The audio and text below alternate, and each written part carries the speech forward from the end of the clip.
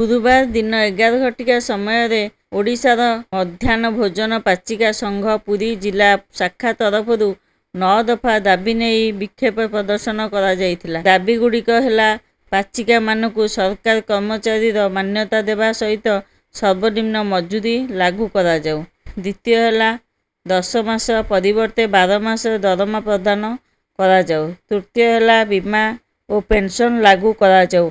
चतुर्थ पाचिका मानकु वर्षकु 2 खंड शाढ़ी प्रदान करा जाऊ। पंचम अवसर समय सीमा 60 वर्ष परिवर्ते 62 वर्ष करा जाऊ। षष्ठ पाचिका मानकु मध्याह्न भोजन व्यतीत अन्य काम लगा न जाऊ। सप्तम एसएमसी सभ्य और प्रधान शिक्षक मानक पाचिका उपरे मनमानी बंद करा जाऊ। अष्टम प्रति विद्यालय सर्वनिम्न 2 जन पाचिका नियुक्ति करा जाऊ। नवम अधिक संख्यार छात्र छात्री थिबा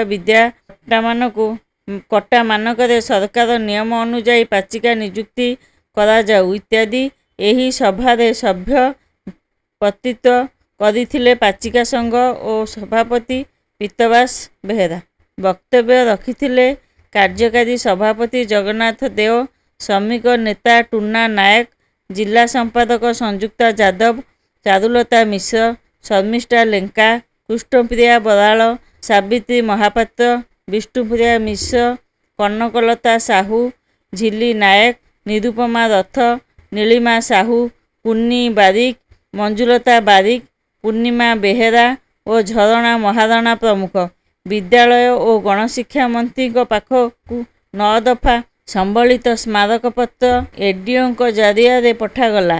विद्यालय मानक देखा देउथिबा छोट मोट समस्या गुड़िक समाधान करने पाई शिक्षा अधिकारी प्रतिश्रुति देवा परे आंदोलन प्रत्याहार करागला। जिला सभापति मध्याह्न भोजन पाचिका संघ आज आमर जो आंदोलन होइछि 8 दफा दाबी कार्यर स्थायित्व सर्वनिम्न मजूरी वर्षकु 2 खंड शाढ़ी बीमा और पेंशन लागू करिया पाचिका मानकु मध्याह्न भोजन व्यतीत अन्य काम न लगैया यही सब दाबी नहीं जिला शिक्षा अधिकारी जरिया ओडिशा सरकार पाक आम दाबी पत्र पठाऊँ। जदि खूब कम दिन भितर सर्वनिम्न मजूरी लागू न हुए आम दाबी पूरण न हुए ताहले आगामी दिन में सारा ओडिशा रे मध्याह्न भोजन कार्यक्रम बंद रहिबो। सीआईटी तरफ आम संघ घोषणा करछि आसंता 22 तारिख में राज्य स्तरीय आंदोलन अच्छी सरकार को आम चेतई देबू। जदि सरकार आम कथा न शुणती आम सारा ओडिशा रे मध्याह्न भोजन काम पूरा ठप कर।